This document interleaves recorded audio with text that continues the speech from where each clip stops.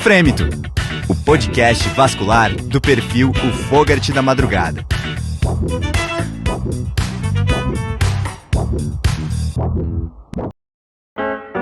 Bem-vindos de volta ao Frêmito, o podcast vascular do perfil Fogart da Madrugada. Você já conhece o nosso trabalho no Instagram, toda a nossa publicação científica e de humor é independente e autoral.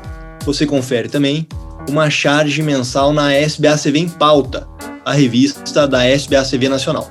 Eu sou o Arthur Curtarelli e compondo o time do Fogart da Madrugada estão aqui sempre comigo o Luiz Eduardo. Tudo bom, pessoal? Quem diria, Arthur, que a gente viu no início, agora entrevistando o Marcelo Ferreira, hein? E o Fábio Goldbach. Fala, pessoal, tô aqui hoje especialmente honrado por ter outro carioca aqui nessa conversa com a gente. Antes de começar o nosso episódio, eu peço para que você aperte o botão de seguir aqui no Spotify e também fazer um print screen aqui do episódio e postar a gente no Instagram. Isso aqui é muito importante para a gente continuar produzindo o nosso conteúdo. Hoje nós vamos falar sobre síndromes aórticas agudas e para conversar com o time nós convidamos um cirurgião que dispensa apresentações. Ele é um dos brasileiros de maior notoriedade internacional e pioneiro no tratamento endovascular das doenças aórticas. Estamos muito honrados em ter aqui com o time do Fogart da Madrugada o Dr. Marcelo Ferreira. Começando já nosso papo, se eu disser para vocês, assim, eu que me formei em médico em 83, não, talvez alguns de vocês não tinham nascido. Nenhum de nós, né? Eu fiz residência em cirurgia geral no Hospital de Ipanema, o que foi muito bom para mim, né? Porque eu fiz cirurgia do aparelho digestivo mesmo, lá era essa a história. De lá fiz vascular no Hospital Servidor do Estado, que o chefe era um cara chamado Maldonado, muito bom cirurgião, muito duro com os residentes, mas muito duro legalmente, assim, né? Apenas não era ríspido, ele era exigente, né? Estilo general ali, e com horário de chegar às 7 horas, enfim, e foi muito bom também. E de lá eu fui para a França, e fiquei em 2 serviços lá, do Jean-Michel Cormier e do Kieffer. O Jean-Michel Cormier, eu já sei você chegando de uma residência no Brasil, né? E eu olhava no mapa lá no primeiro dia. Doutor, que ano que era isso aí? Só para posicionar a gente. Bom, então 84, 85 geral, 86, 87 vascular no Rio, né? E aí 87 fui para a França. Eu tinha que chegar na França em novembro e minha residência acabava em fevereiro. Mas como eu era um bom residente e não tinha tirado férias, meu chefe então me deu uma dispensa dos últimos meses da residência para completar na França. Então eu fui em 87 para a França e falando 2 anos de francês da Aliança Francesa. Você imagina que, se o pessoal diz que o carioca come as palavras, você imagina o português. Eu vou te falar uma frase simples. Eu não quero em francês je ne veux pas. Pas é o não, o negativo. Eu não quero. Você chegava lá, o cara falou, je sais pas moi. Aí o je pas, essa palavra eu não aprendi. Je ne veux pas era je pas moi.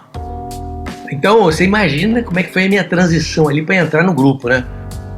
Mas você vê que a sorte ajuda, né? Porque a residência lá é muito inteligente. Você é residente dos hospitais públicos de Paris. Ou seja, eu sou residente em Porto Alegre, do Hospital das Clínicas, da Santa Casa e de todos os hospitais. E você faz 6 meses de geral no hospital que é bom de geral, referência, vascular na vascular, ortopedia na ortopedia, e você vai rodando 6 meses como residente durante 2 ou 3 anos lá. E no final é que você escolhe uma especialidade.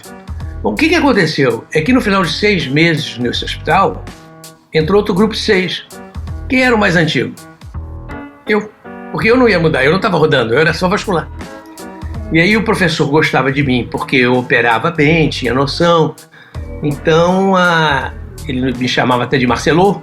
Então, o pessoal tinha um certo ciúme, porque ele mandava sempre eu começar as operações dele.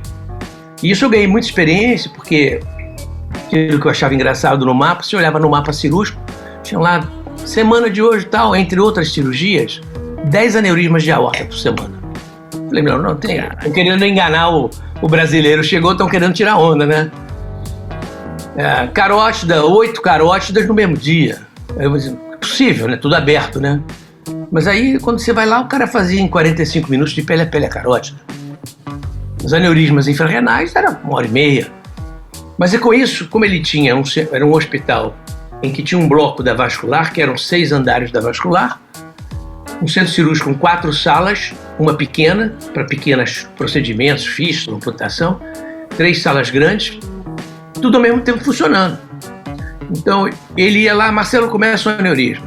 Aí eu ia lá, como ele queria, chifre pubiana, abria, dissecava a aorta, ele exigia que dissecasse a aorta circularmente, exigia que dissecasse a veia renal, botasse um laço, exigia que deixasse as renais liberadas, para ele ver direitinho.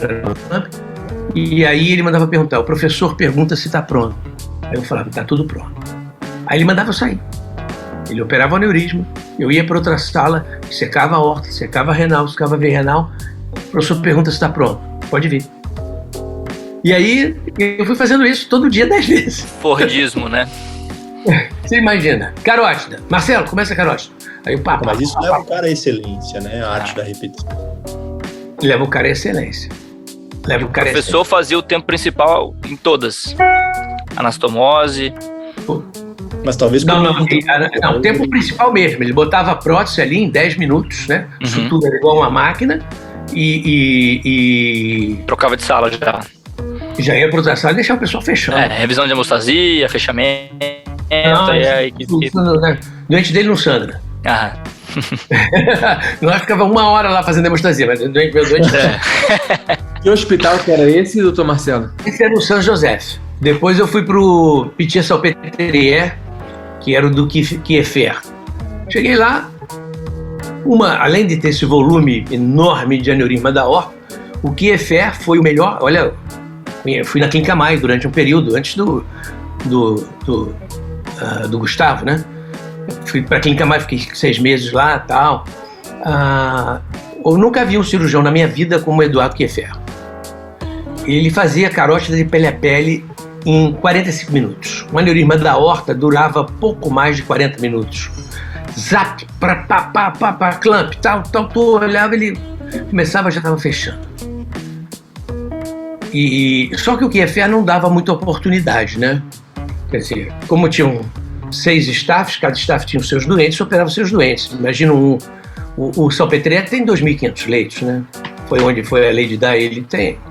E lá no Kiefer era o seguinte, era da cabeça aos pés, né? A gente fazia cirurgia cardíaca, se quisesse fazer uma ponte coronária no meio do... Depois ele fazia revasculação do miocárdio, não sei o quê, e tudo pra frente. Então era um tóraco-abdominal por semana. Toda semana tinha um tóraco-abdominal, toda semana. Então, eu tive assim, uma experiência cirúrgica que equivaleu a 10, 20 anos de prática no Brasil, por causa disso. De lá fui para a Clínica Maio, e o Jeb Hallett, que tem o livro Hallett de cirurgia vascular, também ficou amicíssimo meu, me convidou para ficar lá. Talvez hoje eu fosse colega do Gustavo, mas eu, na época, para ficar lá, eu tinha que fazer 2 anos de fellowship fora dos Estados Unidos para poder mudar a minha categoria de visto. Aí ele falou, olha, eu arrumo para você vai para a Inglaterra por serviço de um amigo meu, fica 2 anos fazendo pesquisa lá e volta para cá como fellow cirúrgico já. Mas aí eu fiquei pensando em todas aquelas aprovações, eu já estava nessa época com 30 anos, eu falo, se eu vou para lá gastar 2, 3, mais 2, 3 aqui, vira 35, se não der certo, para começar a vida aos 40 no Rio vai ser difícil. Chega um momento que você tem que fazer uma escolha, né? Então foram várias escolhas. Quando eu fui para lá, eu tive que pedir demissão de 2 situações estaduais aqui, né? Também foi uma escolha. Mas eu falei, não, eu vou para a França. Enfim, sem ninguém, mas fui, né? Enfim, foi bom, porque o professor gostou e me deu muita chance e eu operei muito. Quando eu voltei de lá, eu voltei desempregado e com uma mulher barriguda. E comecei a dar plantão em hospital, né? Plantão de andar. Lá, até passar no concurso público de novo. Depois fui ser do Hospital dos Servidores, o chefe gostava de mim, eu era voluntário, depois fiz concurso, fiquei trabalhando lá. E aí comecei a mostrar resultado. Primeira cirurgia que eu fiz lá, para você ter uma ideia, eu cheguei no Brasil no início de dezembro, no início de dezembro de 89. E aí eu vim para passar meu aniversário em dezembro, passar com a minha família. E porque a minha mulher também já estava, nessa época, com a barriga muito grande, senão não podia mais viajar para cá. Aí eu fui lá visitar o chefe dia 10 de dezembro. Ele me mostrou um caso de tacaiaço numa moça de uns 30 anos, que tinha oclusão aqui no arco roxo das duas carótidas, uma que reabitava, perto do bulbo as duas, e falou qual era a minha proposta. Tinha um colega lá que tinha proposto um axilo carotídeo, tal. Eu falei, para mim é rachar o peito ao meio, fazer uma ponte da horta ascendente para as duas carótidas. Você pode vir aqui sexta-feira, dia 14? Eu falei, posso. Aí fui lá, fui pro centro cirúrgico, abri o peito, fiz a costura, o pessoal não acreditava muito, né? Chegaram lá 10h30 para ver a operação, eu já tinha fechado o doente. A ponte da horta lateral, subestimaram bem, né? Subestimaram. A segunda cirurgia foi que ela tinha essa mesma moça. Oclusão do tronco celíaco, estenose cerrada filiforme da mesentérica superior. Falou, o que você faria? Falei, eu faria uma ponte da aorta supracelíaca para a mesentérica superior, para ter mais durabilidade. É muito jovem.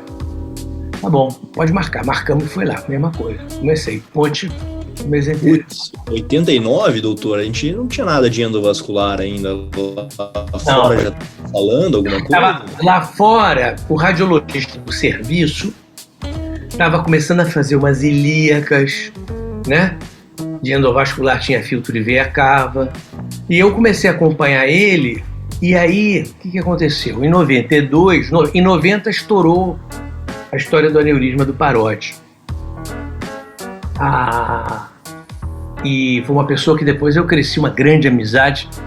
Eu fui visitar ele comecei fazendo os casos com a mesma prótese que ele utilizava. E depois, em 2012, 2013, eu fiz os 2 casos ramificados, os 2 primeiros da vida dele. Eu que fui fazer em Buenos Aires. Ele me ensinou lá no início infrarrenal, depois no tóraco-abdominal fui lá fazer com ele em Buenos Aires. Os caras. E aí eu comecei em 92, junto com um colega, falei assim, cara, é o seguinte, a gente tem que começar a endovascular.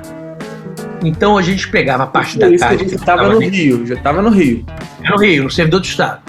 Como não tinha nenhum staff à tarde, nenhum staff, né? Saúde. É que eles estão envergonhados, eles também estão bebendo. Não sou só eu. Eles estão envergonhados ali. Não é todo dia que a gente entrevista Marcelo Ferreira, né, cara? É um momento especial, né? Olha aqui, ó. Vou fazer uma página com um cliente no meu consultório, um velhinho assim aposentado, mas com um terninho todo arrumado, gravata. Você vê aquele terno puído, mas um sujeito assim muito, sabe, aquela pessoa de classe. Ele sentou muito sério, boa tarde. Doutor, antes de começar, eu queria lhe fazer uma pergunta. Pois não, claro. O senhor bebe? Aí fica aquela questão agora, eu falo a verdade, eu minto. Não é uma situação, né? O senhor bebe? Eu falei, bom, vou falar a verdade, porque a partir do momento que eu falar a verdade, o problema passa a ser dele e não meu. Ele vai ter que lidar com isso, né? Eu falei, eu bebo. Bebo sim, eu gosto de vinho, eu gosto de uísque. Não todo dia, mas... Aí ele virou, obrigado, doutor, eu não confio em quem não bebe. Eu falei, nem eu. Passou no teste. Foi mais ou menos isso. E aí, rapaz, eu e um colega lá dos servidores, pegamos material usado dos radiologistas e íamos à tarde, já que a gente tinha que fazer a ortografia translombar dos doentes, onde você tinha dúvida se o doente tinha um aneurisma justa-renal, suprarrenal, não tinha tomografia no hospital. Tinha que fazer a ortografia. Então a gente fazia a ortografia por punção translombar. A partir daí a gente tinha acesso à radiologia, a gente pegava os catéteres usados e falava assim, não, em vez de fazer, vamos fazer uma punção femoral. Esse cara tem uma lesão da ilíaca, vamos dilatar, a gente arruma um balão em tal lugar. E aí eu comecei endovascular sozinho na marra, nas tardes do Hospital do Servidor do Estado. Eu nunca treinei endovascular em nenhum hospital na minha vida. Acho que a primeira geração é toda assim, né? Não é? Você Vai acabou de acontecendo, falar a história desperta do Paródia. curiosidade, né? Aí você falou, estourou, né? Que foi tratado, o aneurisma. Eu fiquei pensando, né? Esse fim de semana a gente recebeu o ACST da carótida, que foi publicado agora. Então, ele publicou nos Estados Unidos, a gente recebeu. Como é que era, né, nos anos 90, para você saber que o cara tratou um aneurisma lá na Argentina? É verdade, né? Não, antigamente a gente tinha uma coisa que da Sociedade Americana, SBS, não era nem da SBS, era do American College of Surgeons, que chamava-se Selected Readings. O que era o Selected Readings? A cada 3 meses, um autor, um grupo, uma universidade, estudava câncer de pâncreas, fazia um overview e embaixo todos os artigos xerocados, então na pilha, e mandava para quem era assinante. Então a gente recebia a cada 3 meses um overview daquela doença, tal. 3 meses, então, para você saber que o cara tratou lá. Não, para ele dar um overview dos últimos 10 anos, do que se fazia naquela situação, entendeu? Não tinha essa informação online. A gente, do Paródia, a gente começou a saber porque teve muita repercussão no mundo, né? E a gente foi nos congressos, onde ele apresentou a primeira experiência dele, muita gente criticando. E aí eu fui a São Paulo ver o Pedro Puech, convidou ele para fazer 3 casos. Convidou algumas pessoas e eu estava entre as pessoas. E dali, em 98, quer dizer, eu já tinha visto na América, em 98 eu fiz o primeiro caso aqui no Rio. Na verdade, aqui no Rio, em 98, o Gaudens fez um caso de Talent, que é uma prótese que saiu, e eu fiz um caso de Vanguard, que era da Bosch, também saiu. Foram os 2 primeiros casos do Rio, 98. Doutor, e esse exemplo que você usou, por exemplo, que começou a fazer as ilíacas, né, por conta, qual que o senhor considera que tenha sido como se fosse o momento chave de virada? Você deu o estalo e falou, pô, vou começar a fazer isso aqui que vai me dar, vai influenciar a minha carreira, por exemplo. Rapaz, eu diria a você que foi em 92, num congresso americano em Boston. Eu fui lá e, de repente, cara, já tinha aí 2 anos já da história do Paródia, e comecei a ver um crescimento absurdo num cara lá falando de femoral, o outro falando de carótida, de subclávia e tal. Eu falei, cara, é o caminho. E de lá eu já vim inclinado para isso, cara. 92, 93. Quando foi em 98, cara, eu já tinha uma centena de femorais.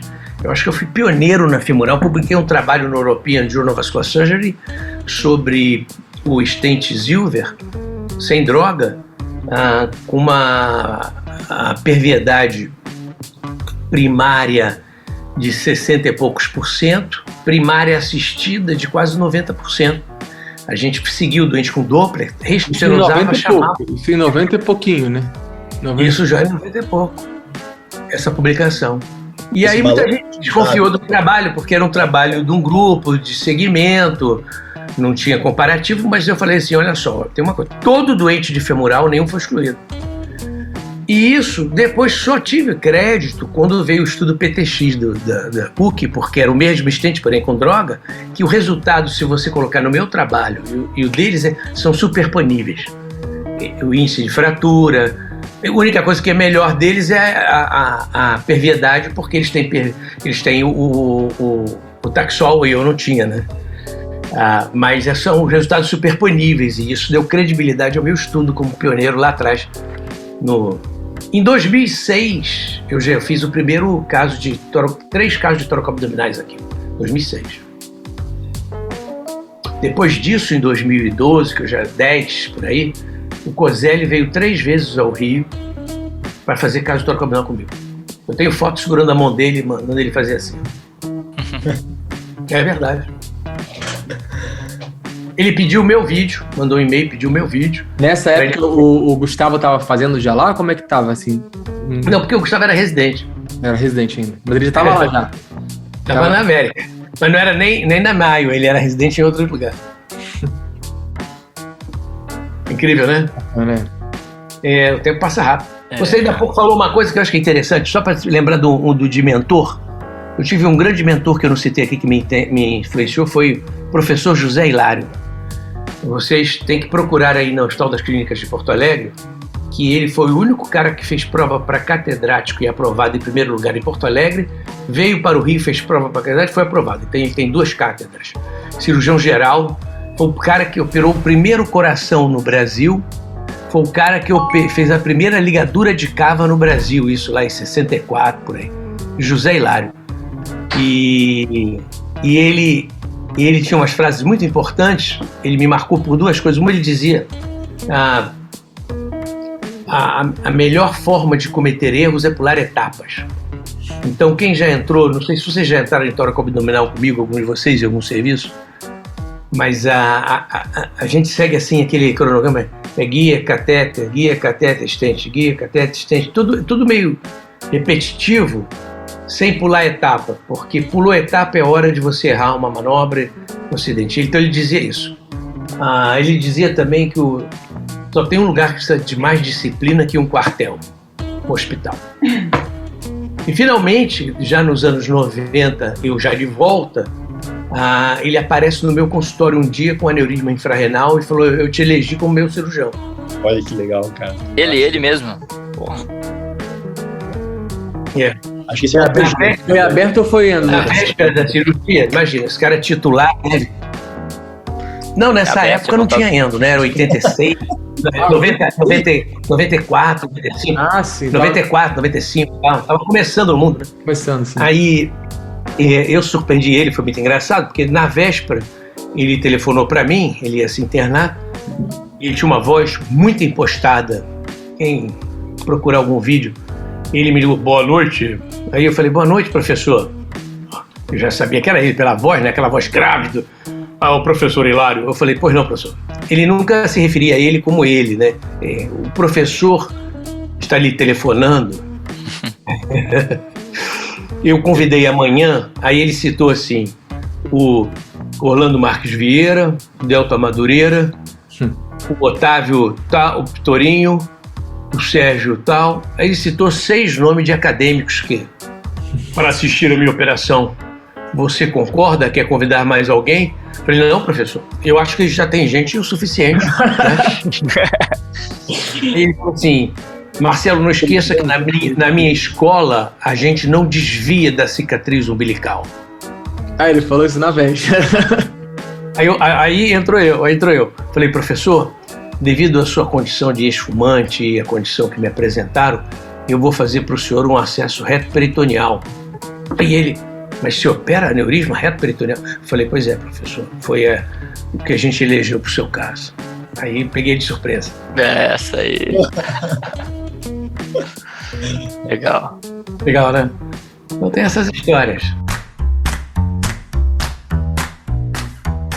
Vamos puxar um pouquinho então para o papo da entrevista, do assunto, doutor. Então, questão das síndromes aórticas agudas que a gente quer levantar, né? O senhor pode só conceituar para os nossos ouvintes o que é o termo? Na verdade, síndrome aórtica aguda se refere a um grupo de patologias de extrema gravidade que requerem, na maioria das vezes, um tratamento imediato, mesmo que não seja cirúrgico, e que acometem, na maioria das vezes, claro, da aorta ascendente até a aorta diafragmática. Pode ser o que a gente chama de úlcera penetrante de aorta, né? Os americanos dão a sigla de PAU. Pode ser o hematroma intramural de aorta, e pode ser a dissecção aguda da aorta, né? Tanto a dissecção, para simplificar, a classificação de Stanford, A ou B, da aorta ascendente ou da subclávia para baixo. Então essas 3 condições, mesmo que não tratadas cirúrgicas ou endovascular imediatamente, requerem uma atenção urgente. São urgências médicas e quando não tratadas, algumas até quando não tratadas cirurgicamente, elas vão evoluir para óbito. Então, qualquer paciente que chega com dor torácica, né, além de infarto e embolia pulmonar, a gente tem que pensar afastar também as síndromes aórticas agudas, né? protocolo não é só infarto, embolia pulmonar, mas também as síndromes aórticas agudas, né? Em geral, os clínicos falam, não, tem que afastar de dissecção tal, porque não conhecem o termo de síndromes aórticas agudas. Eles falam, tem que afastar de dissecção, mas não é só dissecção. O mais doloroso delas costuma ser até a úlcera penetrante, né? Quando muito grande, né? O hematoma intramural dói muito também. Enfim, própria dissecção. Temos exemplo de colega aqui que morreu no consultório, o cirurgião vascular Torinho, morreu com a dissecção de aorta. Ele mesmo fez o diagnóstico, falou, ligou para a equipe, foi para um hospital, falou, estou dissecando a aorta aqui, estou com uma dor intensa, estou sem pulso na perna. Ele deu o diagnóstico, foi para o hospital. Olha que história. Faleceu na operação. Doutor Marcelo, falando agora um pouco mais sobre a dissecção aguda, que é a mais prevalente delas, né? O guideline mais recente em relação à questão temporal da dissecção divide aí o quadro em quadro hiperagudo, 24 horas, agudo e crônico. Isso já foi descrito de várias maneiras diferentes, né? Afinal, como é que a gente deve entender essa divisão e qual que é a importância dela na prática? Se tem diferença do hiperagudo para o agudo, do agudo para o subagudo? Como que a gente... A grande diferença, se você pensar, se a gente puder usar esse termo, é o amadurecimento da lamela e amadurecimento do que sobrou da parede da aorta. É claro que nesse início, todas as duas estão muito frágeis. Então, se você pensar num tratamento, teu risco é maior. Por isso que muitas vezes as pessoas falam, não, a dissecção tipo B agora, tem que tratar logo de cara. Não é bem assim, né? Não tem cirurgia sem risco. A gente tem que pesar o risco-benefício. Eu sou ainda da parte conservadora. A dissecção aguda eu trato de maneira clínica. CTI, PAM, sonda vesical, veia jugular, controle da pressão, ansiolítico, cuidado da dor, tomografia, se for preciso seriada, tal. Não complicada. Complicada é complicada mesmo, porque é dor intratável, é o cara com isquemia de membro, isquemia de tronco supraórtico, isquemia de artéria visceral. Aí é doente que tem que ser tratado. Fora isso, em princípio, a gente trata de maneira conservadora, mesmo depois do resultado de alguns trials, favorecendo a longo prazo a evolução, né? Não implica que você tenha que tratar na mesma noite, exceto um doente que está lá com isquemia visceral, com isquemia de perna. Doutor, mas tem um grupo de pacientes, e a gente sabe que isso está muito famoso agora por causa dos últimos estudos, que reúne alguns critérios de mau prognóstico, sendo dissecções do tipo B. E aí, teoricamente, acima de 4 centímetros, o furo maior que 2 centímetros, maior que 10 milímetros, a dissecção maior que 22, na pequena curvatura é pior, da aorta, enfim, a rigor são sinais de mau prognóstico, mas não são sinais de mau prognóstico agudo. Não, mas não digo na fase aguda, mas numa fase subaguda, assim, tem indicação de tratar ou eu esperaria numa fase crônica, dilatar a aorta, ou acompanhar esse doente e ver o que acontece com ele, ou espera passar aí um mês que seja e vale a pena intervir num cara com 40 milímetros de aorta, por exemplo? Aí tá borderline, né? 40 milímetros eu acho que você, se ele estabilizar, controla a pressão e tudo, pesa risco-benefício, vê se é uma entrada só, se são múltiplas entradas. Às vezes tem uma entrada e uma saída. Se você vai fechar só a proximal, você vai deixar de baixo pressurizando, vai favorecer a dilatação. Então começa a entrar no caso a caso, a generalização é muito perigosa. Tem dissecções que você olha a aorta descendente, tem 13 comunicações. Eu acho que é discutível o tratamento, pode ser tratado, se for uma entrada única, já está acima de 4, pode ser tratado, mas se você não tratar, não está errado. Se você esperar, Claro, você pode dizer assim, não, olha, eu estou aqui em Porto Alegre, ela mora lá em Santa Maria, não sei de onde, 4 horas, eu vou perder de vista esse doente. Acho que tudo também conta também a dificuldade do acesso ao médico, né, ou do teu controle. Mas os sinais de mau prognóstico, eles são geralmente a longo prazo. A gente sabe que os doentes tratados mesmo, só com uma prótese proximal deixando a dissecção abdominal, esse estudo foi famoso na Clínica Mayo, em 5 anos, 50% deles desenvolveram aneurisma. A gente sabe que o caminho é esse, né? Ô, doutor, então, só para categorizar para a galera que está escutando agora, que está pegando o conceito técnico, quanto Caxias você tem que ser com esses critérios de mau prognóstico, ou se você pode flexibilizar? Tem que ser observador. Você tem que ser observador. Observador. O cara tem 4, não sente nada, tá estável, não tem outra comunicação. Você pode esperar um melhor momento, observar esse cara 30 dias, falar assim, pô, aquele negócio quase que trombosou. Eu tenho doente que eu acompanho há 20 anos de dissecção tipo B, com a horta toda trombosada. Eu tenho outros que eu fui acompanhar que tinha uma dissecçãozinha, um hematoma intramural, que não era nada. Quando ela voltou para fazer tomografia de 30 dias, controlou a dor, deu alta, tinha uma espécie de dedo de luva na horta feito de diafragma, só faltava romper. Eu falei, nossa, como é que isso degenerou? Então eu acho que vale quem fizer assim, olha, eu não vou tratar agora, vou observar um pouquinho. Porque, veja bem, é possível acontecer, Arthur, que eu passe uma guia nesse doente que tem 44 anos, está lá com tipo B, com 4 centímetros na soma das luzes, e minha guia esbarre numa placa e ele tem um AVC? É possível. É possível. É possível que a minha guia, por eu não prestar atenção, perfurar um pouquinho, ela perfure o miocárdio e ele faça um tamponamento? É possível. É possível.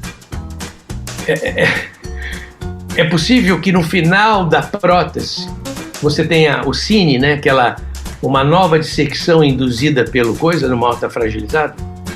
É possível. É possível que esse doente fique paraplégico? Você cobriu um pouco mais, por azar, a Dankevice nascia mais alto, ele ficou hipotenso um pouquinho no pós-operatório. É possível? É possível. Eu já vi doente com aneurisma infrarrenal ficar paraplégico.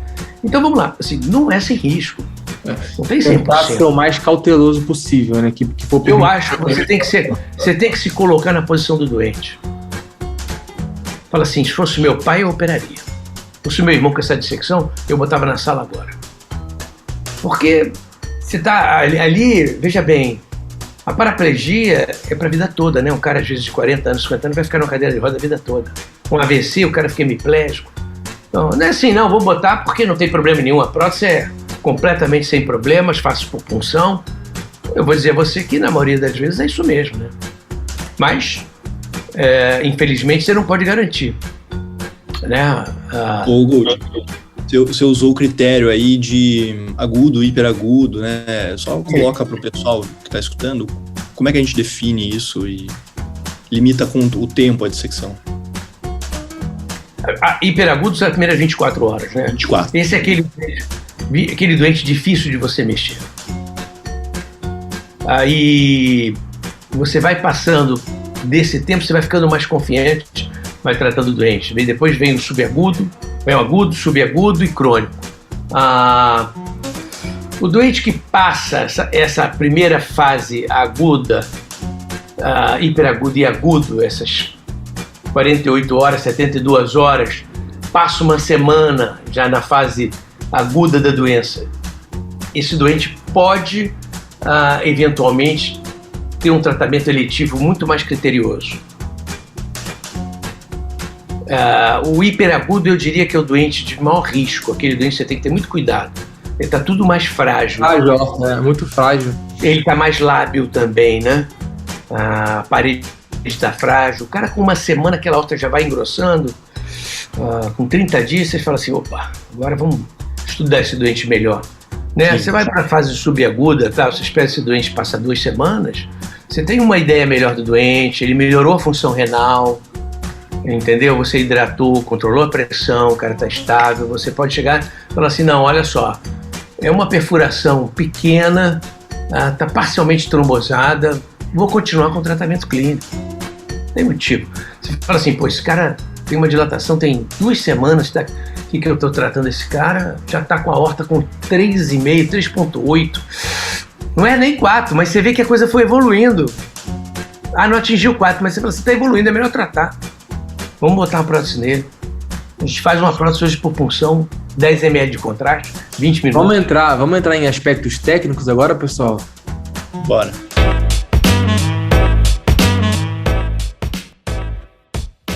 puxando então para essa parte da questão técnica, um TEVA simples, por exemplo, como é que o senhor conduz em termos de acesso, percutâneo, free flow, como que você faz para comandar balão? Aí eu acho que, vamos lá, acesso. Num doente,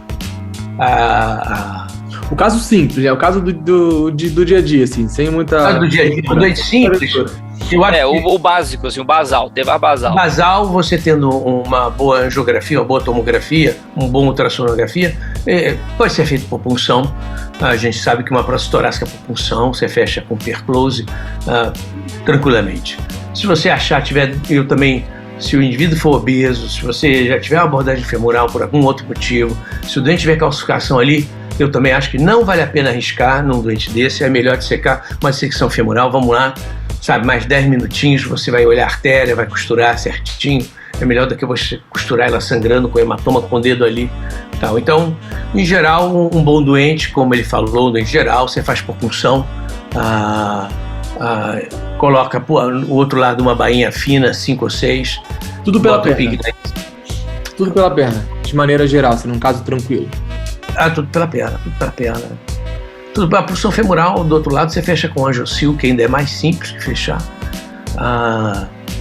Faz angiografia, eu acho que tem uns macetes que eu utilizo, eu sei que muita gente não utiliza.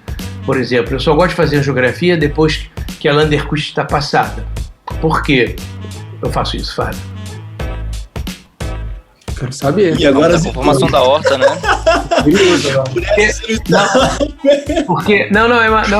Olha só, não é testando, não, tô brincando só. É porque o Lander deforma a horta. Eu fiz uma. Então, ele muda a formação. Quando eu boto o Lander, a horta, aquela artéria, se eu quero ser preciso, na carótida esquerda, vou tapar a subclave, quero ir na carótida esquerda. Eu sei que depois vamos discutir isso, mas quero tapar a subclave na carótida esquerda.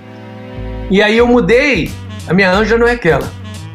Outra coisa que eu gosto, de fazer a anjo, já com a prótese torácica, quase começando a curvatura da horta. Também, porque ela deforma a horta também. Já então, sobe positivo e depois que faz a angiografia, já vai... Já economiza uma injeção, né?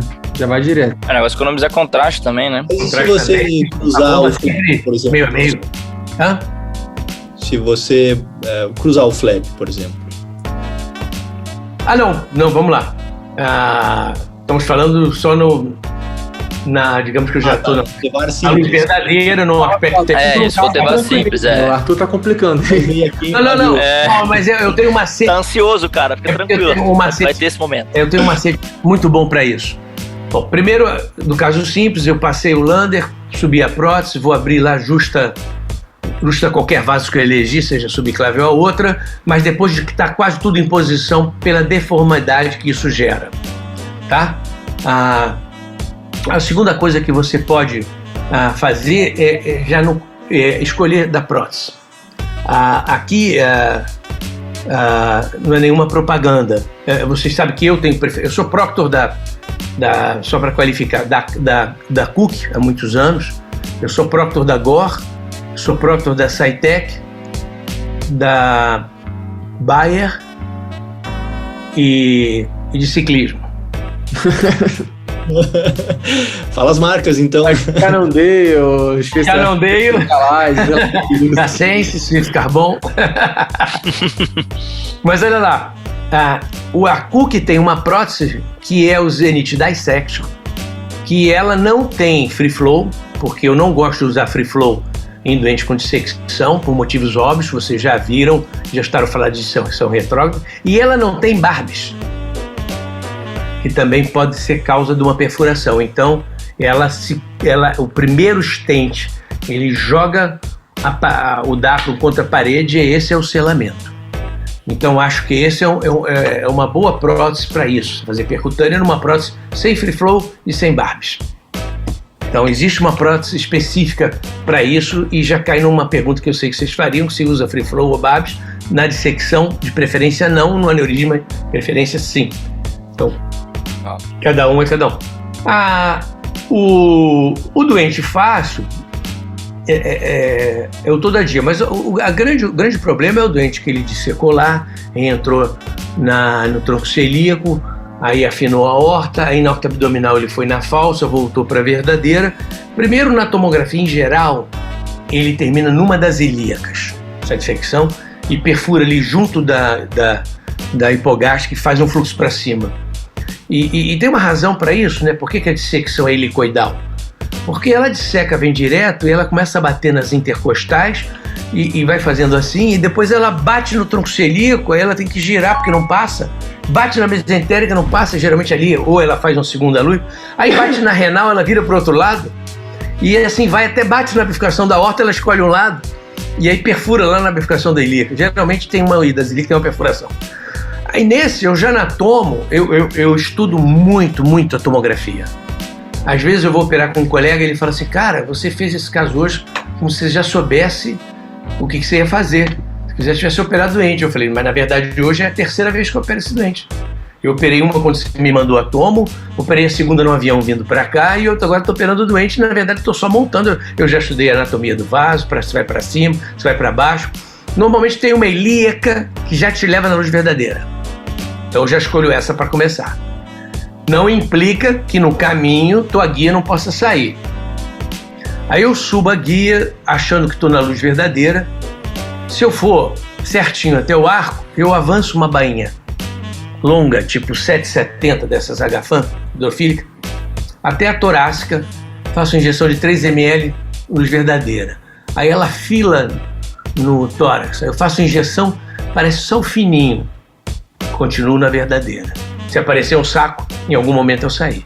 Vou para visceral, parece só o fininho, estou na verdadeira. Com 3, 4 injeções, eu digo a você, estou na verdadeira. E isso, muitas vezes, esse primeiro passo, já traz o teu sangue, quer dizer, esse meu primeiro momento, eu procuro vir até uns 3 a 5 centímetros do tronco celíaco. Eu já vou fortalecer o fluxo e direcionar o fluxo para a luz verdadeira, melhora a perfusão visceral, mesmo que ainda tenha várias perfurações lá embaixo para o segundo tempo. Eu nunca faço. A situação aguda geralmente é o que precisa, né? Já resolve. É o que precisa. Apagar o fogo. Apagar o fogo. E aí esse macete de vir, a não ser que você diga, não, mas eu tenho um AIVUS. Eu não sei se vocês já trabalharam com AIVUS aórtico, principalmente em dissecção, porque ela é helicoidal. Não é de fácil interpretação. Precisa um cara que faça ecocardiograma muito bem feito, que entenda de patologia valvular. Não é tão fácil. Não, com AIVUS a gente vai vendo a dieta, não é tão fácil. Se alguém do seu lado, nem sempre você vai ter no madrugada, você vai ter um Fogarty de madrugada, mas não vai ter um cara que faça eco de madrugada e que tenha, o cara do eco vai dizer assim, pô, não vai agora fazer um ecocardiograma, pô, tá maluco? Pô, na aorta, não faço todo dia. Aí o cara do eco diz, mas eu não tenho sonda de aorta, tenho sonda de coronária. Então, não é tão simples. E essa manobra de você avançar uma bainha e vir recuando ela gradativamente... Vai injetando e puxando, injetando e vai vendo. 2, 3 ml, tô na verdadeira porque tá fininha. Porque se aparecer uma bola grande, você fala assim, em algum momento eu saí. Tem que entender o que aconteceu.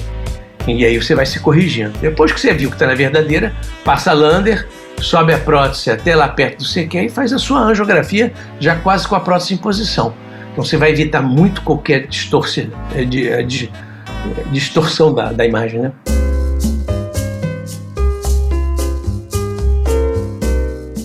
Doutor Marcelo, continuando aí em alguns aspectos técnicos do nosso tratamento. Quando a gente não tem colo proximal para a subclave esquerda, quais opções aí a gente tem e qual que costuma ser a sua preferência? Olha, eu desde que não existiam próteses ramificadas para o arco ou para ilíaca, eu nunca tapei as duas ilíacas e nunca tapei a subclave. Aliás, publiquei um trabalho no European Journal of Vascular Surgery em talvez 2008. Eu vou procurar esse trabalho sobre análise de 100 doentes em que a gente ocluiu subclave esquerda. 25% deles desenvolveram sintomas. Seja fraqueza do braço esquerdo, que é mais raro, mas teve, e alguns desenvolveram uma síndrome de isquemia vertebro-basilar. Fora isso, eu estou sempre pensando que esse doente da dissecção vai ser o meu futuro doente do tórax abdominal. Então, se eu tiver mais uma artéria cerebral anterior lá, uma radicular, é melhor para o doente. Então, eu não tenho colo para subclávia, se eu não tenho uma prótese, coisa que eu não faço, porque eu acho que na dissecção, e isso está provado, é claro que quem descreveu isso pela primeira vez foi o Tim Schutter, de São Francisco, que é a chaminé no arco, mas vaza muito, então ainda mais se é uma dissecção que você não quer pressurizar, a minha tendência é tapar a subclávia e fazer um bypass para a subclávia. Minha preferência nem é bypass, a minha preferência é transposição subclávia carotídea. Se disser que ela é bem baixa, ela fica na cara. Mas na dissecção, isso é bom para o aneurisma. Na dissecção a ponte é melhor. Por quê? Porque na dissecção me permite depois ir lá jogar umas molas em volta ali da origem da subclávia. Com qualquer vazamento por ali, a ponte me permite usar. Eu fico com acesso ainda ali para botar lá umas molas, tal, um median platzer, tal. Mas aí você faz isso pelo acesso subclávio. Você tá dissecando ali para operar. Já dissequei, acabou minha ponte, já botei a prótese, acabei minha ponte, ou fiz o mesmo que eu fiz antes, pego lá, ali, funciono, tal, uma mola, 2 molas, 3 molas, se eu tiver uma prótese, boto uma prótese, fica fácil. Agora, quer dizer, quando acomete arco, a gente está usando essas próteses com 3 ramos, que é mais interessante. A gente fez já acho que 10 ou 12 casos no Brasil. A prótese com 3 ramos de arco, os 2 primeiros ramos são retrógrados, né? Você bota a prótese e vem da carótida, da inominada, e vem da carótida. E o ramo da subclávia, ele é retrógrado. Você vem por baixo e caracteriza a subclávia. Qual é a vantagem desse ramo ser retrógrado? É que no futuro, se esse doente desenvolver um aneurisma tóraco-abdominal, eu tenho um acesso por cima pela subclávia, na prótese de arco. Mas a minha preferência é revascularizar a subclávia sempre que possível. Se você tiver... Geralmente com uma derivação. Geralmente com uma derivação, porque nem sempre você vai ter na fase aguda ali uma prótese com... A Cook faz com CMD. Eu não sei se a da Gore já está liberada no Brasil, mas ela vai lançar uma. Eu não sei se aí serve para todo caso, eu tenho que escolher. Mas enfim, a hora que tiver uma pronta, você pode usar a que estiver pronta. Se não, eu prefiro fazer uma ponte e ir lá perto da subclávia. E já no mesmo ato, né? Já não espera dar sintoma para depois tratar, fazer uma ponte secundária. Não, eu faço no mesmo ato, não. É profilático, é igual a hipogástrica, né? Você não tem... não tinha prótese ramificada, eu fazia um acesso reto-peritoneal como se fosse um mini acesso de transplante de rim, dissecava a hipogástrica, fazia uma ponte para a hipogástrica, minha ilíaca externa agora ficava 2 vezes o tamanho dela, né? Comprimento. Mas eu sempre deixei em jogo uma hipogástrica. Agora eu deixo as 2, porque agora com ramificada, né? Com o próximo informado, né? É ramificada e independente da luz da dissecção, você abre. Doutor, alguns estudos como o Stable e a técnica Petticoat sugerem estender a cobertura aórtica distalmente com stent não recoberto. O senhor falou do stent aí durante o episódio, né? O que o senhor acha dessa alternativa e como que você utiliza a técnica de Petticoat na tua prática? Eu usei pela primeira vez há uns 10 anos atrás, quando o australiano descreveu a técnica do Petticoat, né? O Lombard veio fazer o Stable muitos anos depois da descrição da técnica, né? Que é uma prótese, a gente cobriria a parte proximal e a parte distal você colocaria um stent. Eu tive 2 doentes, já vi na literatura, doentes desenvolverem aneurismas nessa parte em que tem o stent do Petticoat, e se você olhar na conclusão final do Stable 2, ele fala que ainda, apesar disso, acho que, se eu não me engano, é 20 ou 25% dos doentes desenvolveram aneurisma. Então, eu não acho que isso confira...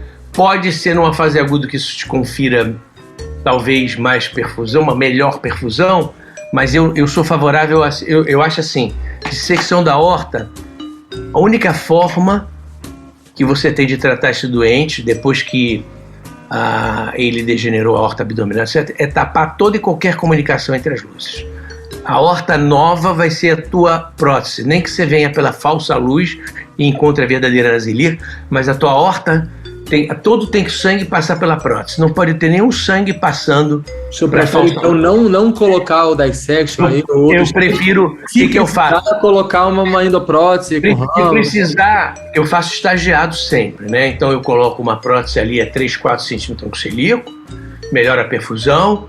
Mas ele, olha só, está com múltiplas reentradas, a ilíaca está dilatada. Eu espero aí, se ele aguentar 3 semanas, um mês, o ideal, e aí faço a cirurgia final com uma prótese ramificada, 4 ramos, se precisar mais uma ramificada para a ilíaca, tapando tudo. Eu acho que o doente com petticoat não está protegido. Aliás, tem um estudo muito interessante de 2010, 2011, do Monte Sinai, do Randall Grip. Não é difícil achar, botar Randall Grip 2011, em que um italiano que fazia um fellow lá analisou uma série longa deles de doente operado tipo A, cirúrgico, né? E ficaram, como era o tipo A cirúrgico, eles costuraram depois o final, parará, e ele fala assim, que curiosamente, apesar de todos terem a falsa luz trombosada nessa série, 25% dos doentes desenvolveram aneurisma. 25%, não é pouco não, com a luz trombosada. Então a conclusão básica é: o trombo não protege da pressurização. Tanto que em 94, tenho essas referências, eu posso mandar para vocês, um cara descreveu 2 casos de o indivíduo trombosou um aneurisma infrarrenal, fez um Leriche, trombosou, e anos depois esse aneurisma rompeu. Então o trombo não protege da ruptura, ele transmite a pressão, você não vai ver contraste, mas está pressurizado. Eu acho que tem que excluir a aorta toda. E estou curioso para ver o estudo do Melissano, que é o Stabilize, que aí é diferente do petticoat, porque ele vai na fase aguda, rompe as barras. Eu acho, e já tem alguns colegas vendo isso, o próprio o Gustavo uma vez comentou um caso dele comigo, convidou um caso que deu certo, um caso que deu errado, que dilatou. Eu acho que, na verdade, quando você transforma tudo numa parede só, vai transformar tudo numa parede só fraca. Entendi. Fica como se fosse só a falsa luz, né? É só a parede que você não pode pressurizar. Como se fosse só a falsa luz, porque a rigor a íntima não vai lá encostar em toda ela. Você rompeu. Mas no Stabilize aí, a minha dúvida é a seguinte: você vai lá e força ali a luz verdadeira, tenta romper o septo, e como você falou. Porque ele opera esses doentes na fase subaguda e aguda. Mas não tem risco de ruptura, como você falou. Você transforma tudo numa luz fraca e não vai pressurizar e romper isso aí? Eu não faria, por enquanto não estou convencido. O Germano tem uma série longa, a gente vai convidar ele para falar no Horta no que vem sobre isso, e aí ele vai dizer, mas eu não faria, entendeu? Isso é igual o estudo Misace, que é antes de uma dissecção, um tóraco abdominal, você ir 3, 4 vezes levar o doente e fazer a embolização das intercostais gradualmente. Eu acho que o risco que você tem de embolizar, se discutiu hoje que uma das razões de paraplegia não é a oclusão da Dankiewicz, e sim possíveis a ter embolismo durante a correção do aneurisma. Pô, imagina se tu vai cutucar lá o furinho, vamos combinar que numa aorta dilatada traumatosa com trombo, achar as intercostais para cateterizar, vocês já procuraram uma mesentérica inferior dentro de um aneurisma? Não é fácil. E o tempo cirúrgico disso também, né? E aí, você vai ficar cutucando lá, se você embolizar, então eu quero ver o resultado desse estudo, né? Tomara seja positivo, mas eu acho que essa oclusão gradual vai ser muito arriscada quando isso cair no geral. Um doente selecionado que eles estão fazendo ali, não sei. Vamos esperar resultado, né? Ele vai falar sobre isso e sobre Stabilize. Eu acho que tem risco de ruptura, eu acho que você transforma tudo numa luz fraca, que se não romper na hora, daqui a 2 anos, 3 anos, você deve estar com big aneurisma. Doutor Marcelo, me fala uma coisa. Você falou aí que na fase aguda, o doente sintomático, uma perfusão. Aí você prefere tratar a aorta torácica, não tende a colocar aí o petticoat, deixa para tratar numa segunda etapa. Agora, para esse paciente com má perfusão, você acha que cabe técnica de fenestração, endovascular? Vale a pena fazer isso? Ou como é que trata isso aí? Não, vale, mas você tem que levar em consideração primeiro o seguinte: normalmente, quando você olha esses doentes, eles têm uma dupla alimentação da mesentérica, uma dupla alimentação de uma renal. E quando você fortalece a luz verdadeira com a sua prótese torácica até ali embaixo, já aumenta a perfusão. Se ele continuar assim, você pode pegar um stent coberto e tentar trazer para a luz verdadeira aquilo. Mas geralmente ele já tem uma comunicação, é só você se aproveitar dela. Acho que a prótese torácica vai redirecionar o fluxo para a verdadeira, vai aumentar a pressão na verdadeira, tapou aquela entrada principal lá, então 2 fluxos que vinham competitivos já não são, o da dissecção já é retrógrado, então já entra uma luz de frente aqui, já espanta, já espreme a falsa luz. Eu prefiro trabalhar assim. Mais fisiológico. Só para situar o pessoal que não conhece o estudo, né? O Stabilize, ele sugere uma dilatação aórtica com balão, né, por dentro do stent livre, para romper justamente o septo e aumentar o diâmetro da luz verdadeira.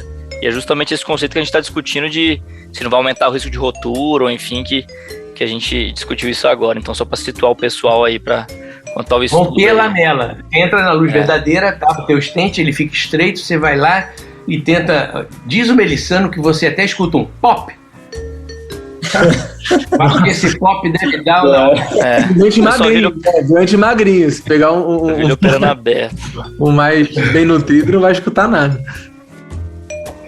Mas enfim, vamos ver, né? É uma técnica que ele está desenvolvendo, é como a história do Candy Plug. Ano que vem a gente descobre aí no simpósio.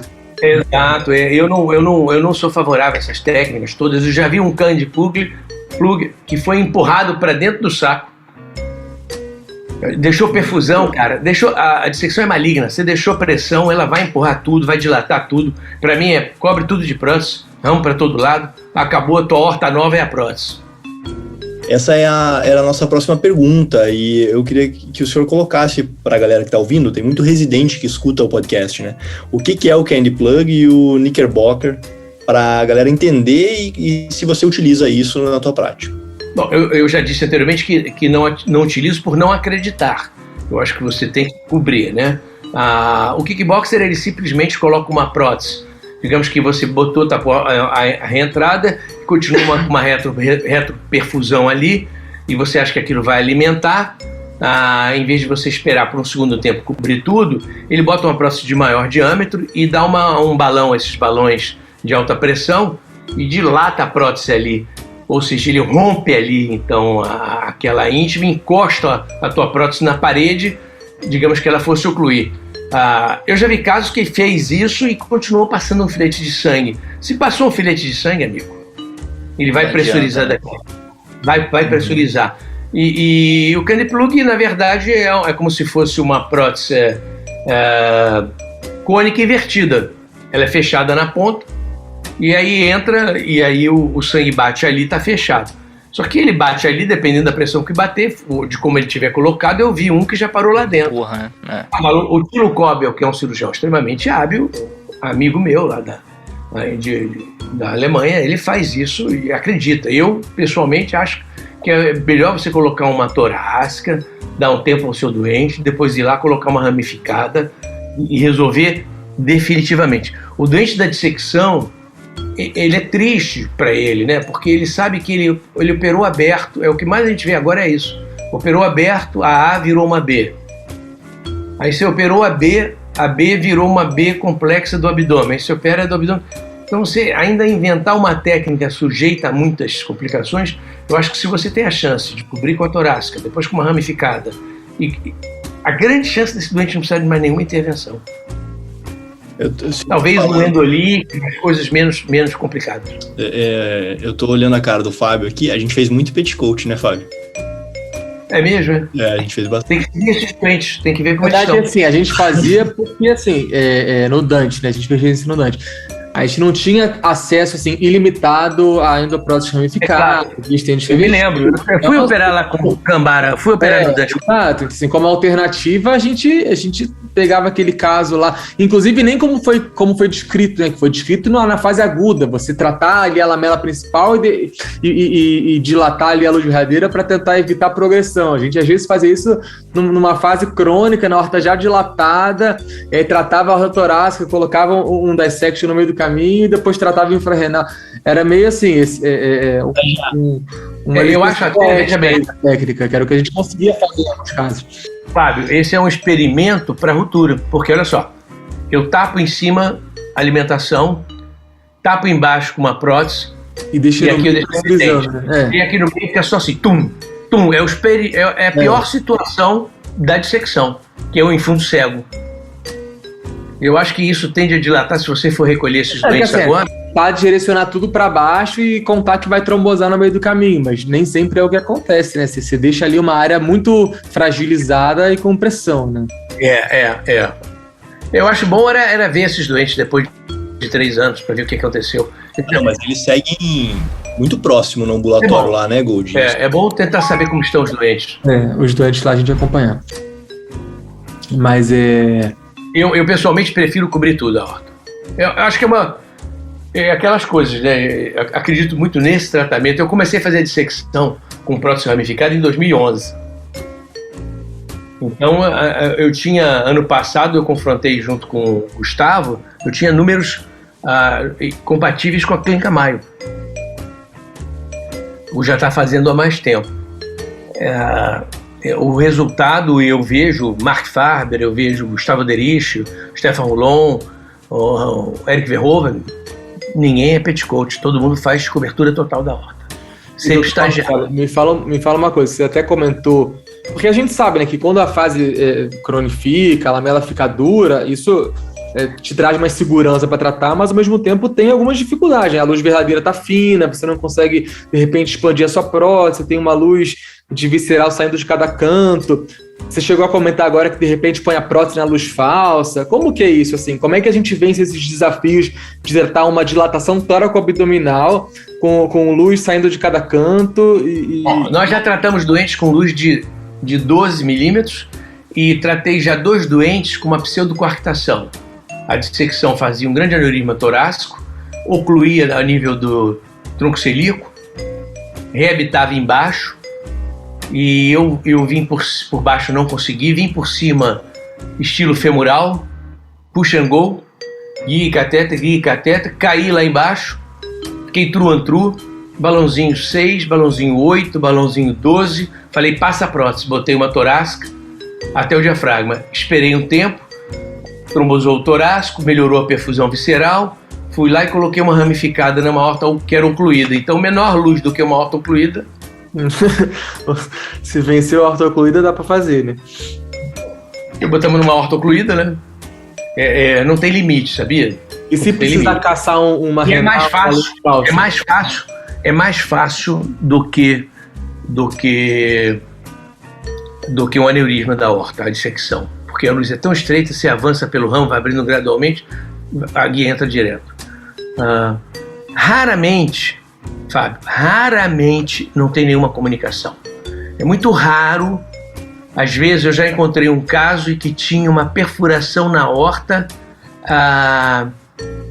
a nível do tronco celíaco, pouco acima, um pouco abaixo, entre o tronco celíaco e a mesentérica.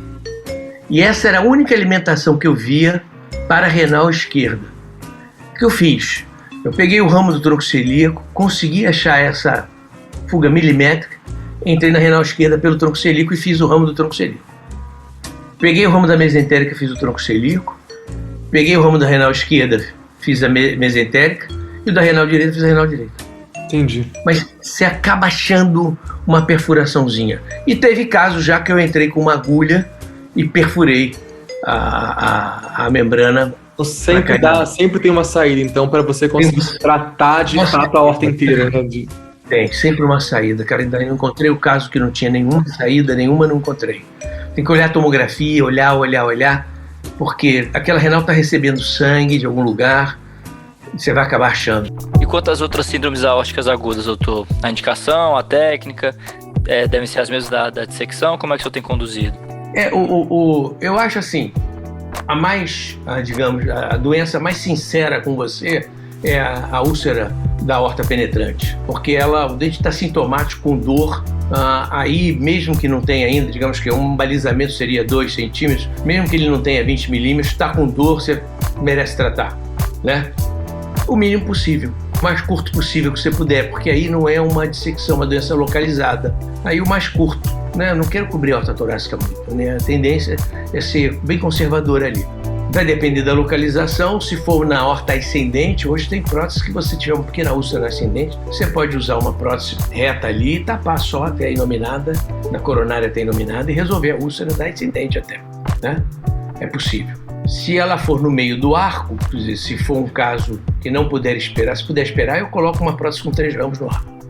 Se não puder esperar, aí a tendência é você fazer uma derivação, dependendo do que é carótide carotídeo, para tapar uma carótida, reto faringiano, ou até uma ponte da aorta ascendente, vai depender da situação.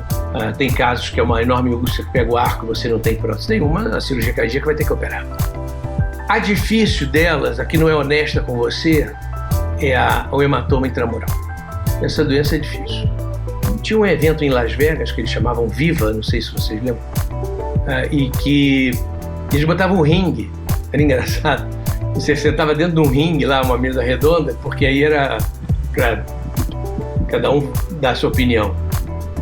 E todos os casos de hematoma não chegamos a um consenso. Metade operava, metade não operava, não operava. Eu, particularmente, a minha visão é assim: hematoma intramural, tratamento conservador. Melhora a pressão, vê como é que esse doente evolui, ficou bem 2, 3 dias, lá no 5º dia, 6º dia, faz uma nova tomografia. Cara, tá igualzinho, a doente está assintomática, vai para casa, vai voltar 30 dias com outra tomografia. Tem doente que se surpreende, fica bem o resto da vida. Já vi doente que eu mandei para casa e ela voltou depois com uma espécie de ulceração na torácica, eu tapei a torácica. Vai para casa. O hematoma dela continuava no abdômen, ela fez uma espécie de dedo de luva ali no tronco celíaco, mas assim, um negócio, uma projeção 4 centímetros assim.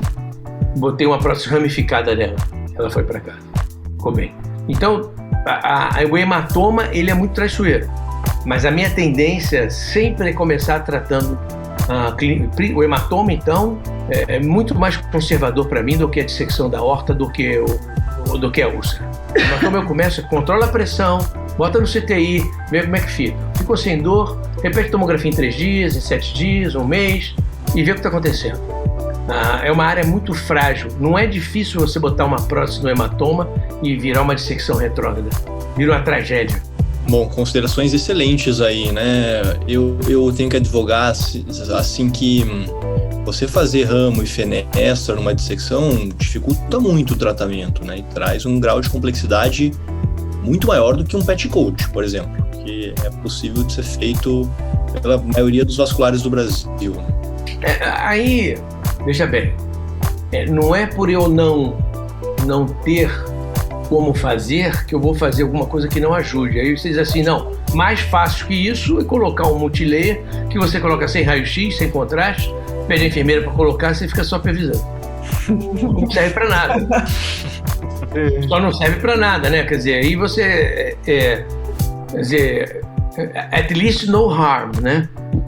Pelo menos não prejudique o doente, né? Se você acha que o petticoat vai adiantar, você faz. Mas se você acha que na verdade não vai adiantar, botou a próxima e melhorou a perfusão, não bota petticoat, espera voltar. Se você não sabe fazer, eu acho assim, eu não vejo vergonha, e eu já trabalhei com vários cirurgiões, em você chamar um colega que tem mais experiência, me ajuda a fazer esse ramificado aqui, porque eu não estou habituado, e você faz o indivíduo lá, ele vai ter uma curva de aprendizado. Se ele faz todo mês um caso, olha só, primeiros ramificados do Carlos Zabar, que é procto, fui eu que fiz com ele. Primeiros ramificados do Álvaro Razucchi, que é procto, fui eu que fiz com ele. Primeiros ramificados do grupo de Porto Alegre, todos, fui eu que fiz com eles. E hoje tem vários que são procto e fazem sozinho. Agora, é claro, o cara que faz um por ano, tu vai ter sempre que ajudar ele, porque lá na cidade dele só tem um por ano. Difícil o cara ter uma curva de aprendizado fazendo um por ano, né? Acho que essa é a realidade da maioria dos vasculares, né? Mas veja bem, ou você aí decide assim, eu vou mandar para alguém, ou eu quero fazer aqui, vou chamar uma pessoa que tem conhecimento. Porque você tem que ter, voltamos à história, fosse seu pai, você ia fazer sozinho? Não, eu ia chamar, o cara que tem mais experiência para ajudar. Então a mesma coisa. Olha o doente como fosse seu irmão, seu pai, então assim, chamar alguém que tem experiência, vamos resolver o problema do doente. Ou eu não posso resolver aqui de jeito nenhum, então manda o cara para São Paulo, para o Rio, para onde você quiser. Mas eu não vou, bota um multilê para disfarçar, pelo amor de Deus, aí é ameaçando a vida do doente. Puxar dos aneurismas, de aneurisma tóraco-abdominal, doutor, mesmo não sendo o tema do episódio, a gente quer aproveitar a experiência do senhor aqui, fazer essa última parte do podcast, perguntando um pouco sobre alguns conceitos em aneurisma tóraco-abdominal. Você quer começar, Fábio? Não, é assim, você já estava falando, então, assim, realmente essa questão do aprendizado é muito complicado, assim. Então, assim, de maneira geral, lá, principalmente você que está muito acostumado a ir ajudar os colegas a operar, assim, quais são as principais dicas técnicas, qual que é o pulo do gato, qual que é o passo, assim, decisivo no procedimento aí, o que todo mundo tem que saber em relação ao tratamento endovascular? Pô, gostei do Tanqueray lá atrás, tô vendo aí. Do que Tanqueray. Cuidado, pode só chegar aí. O Fábio tem uma mesinha de respeito ali, na verdade. Rapaz. Quando você estiver em São Paulo fazendo um casinho aqui, aí você vem, o Arthur... Tô vendo. Já, o Tanqueray já tá ali na mira. Mas... Não, olha só. Vem cá. Quem é o maior cirurgião cardiovascular vivo no mundo? Joe Coselli. Concorda comigo? Sim. Ele não pegou um avião, veio 3 vezes ao Rio fazer caso? Quer mais humildade de aprendizado, lição de vida do que isso? Você acha que ele precisava vir no Rio de Janeiro com o Marcelo, que eu nunca ouvi falar, me conheceu aqui, virou hoje um grande amigo? Não quer mais humildade que isso? O Chiesa teve um residente que hoje é staff lá, que ganhou um prêmio. Foi o melhor residente lá para um concurso deles. Tinha de ficar 3 meses, qualquer serviço do mundo. O Chiesa, não, vai lá acompanhar o Marcelo. Veio 3 meses. Voou comigo pelo Brasil inteiro fazendo caso. 3 meses operamos uns 30 tóraco-abdominais. Quem que é, professor?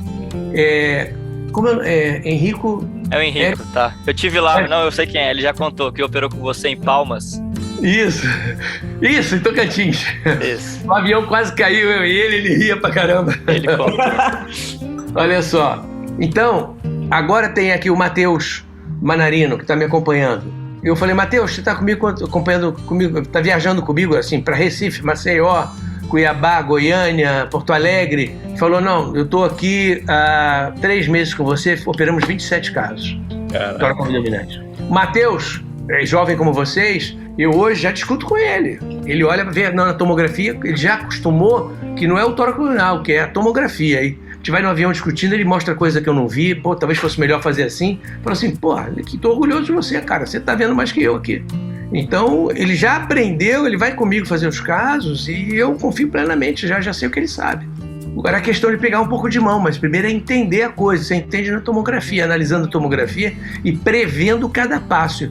Eu sei que quando eu passar ali vai mudar a anatomia, vai envergar para baixo. Eu sei que eu vou precisar, não vou conseguir, renal nasce para cima, eu vou ter que cateterizar para o braço com um laço, fazer um snare ride, levar lá, vai ficar mais fácil, não vou perder meu tempo. Eu sei que é melhor eu fazer a renal vindo do ramo direito, fazer a esquerda e o outro ao contrário. Você vê antes, é impressionante, você começa a ver tomografia e você já diz antes, eu converso com ele e falo assim, o que você faria aí? Ele fala exatamente o que eu faria. Eu falei, pô, você sabe tudo já, pô. Então, o aprendizado melhor, como a gente não tem, se fosse no Clínica Maio, esses doentes todos viriam a mim, mas não é Clínica Maio, então eu vou a eles. Então, hoje o que eu digo é assim, quer ver em 6 meses 30, 40, cola em mim. Liga minha secretária, ela te dá terça-feira é Goiânia, na outra terça é Cuiabá, na outra terça é Maceió. Compra passagem, vai lá, entramos juntos, você vai ver 30 tóraco-abdominais, vai pegar o jeito da coisa. Não tem outra forma. A gente não tem um centro de aorta. Estamos tentando fazer em Porto Alegre, estamos tentando fazer em Recife, em vários locais, até no Rio, mas não temos ainda um centro de aorta. Ô, doutor, eu vou aproveitar que você falou do snare ride. A gente gosta muito dessa técnica. Obviamente, a gente leu o artigo. Acho até que o Fábio que me apresentou o artigo no Dante, quando eu era R5 lá. O senhor lembra foi o passo para a descrição, criação da técnica? Como que foi o insight da técnica? A insight foi a dificuldade, né?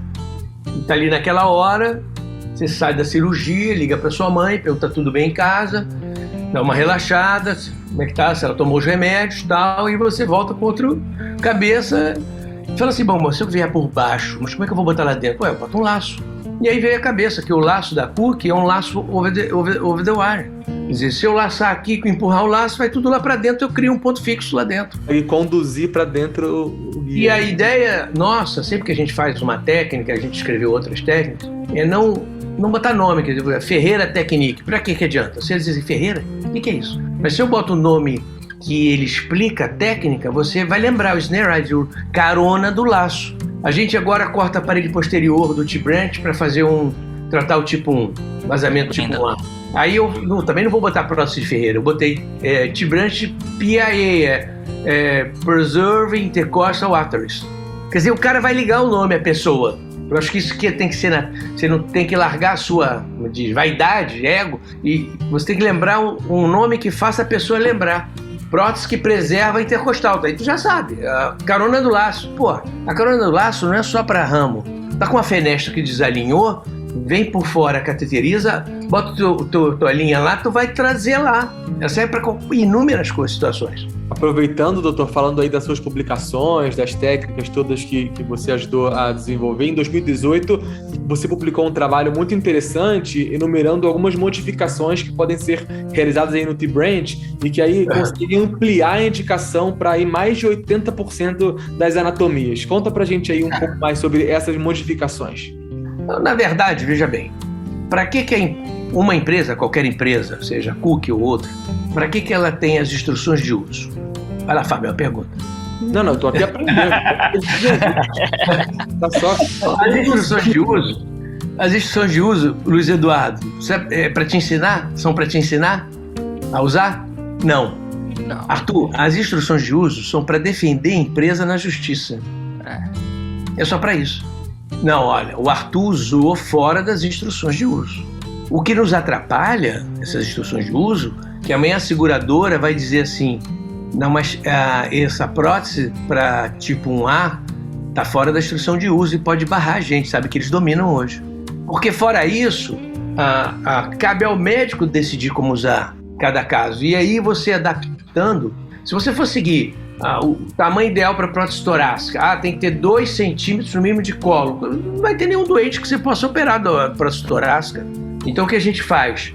A gente modifica a prótese e vai adaptando. E você vê que dá para usar, eu diria a você, que eu faço mais de 90% dos casos, cara.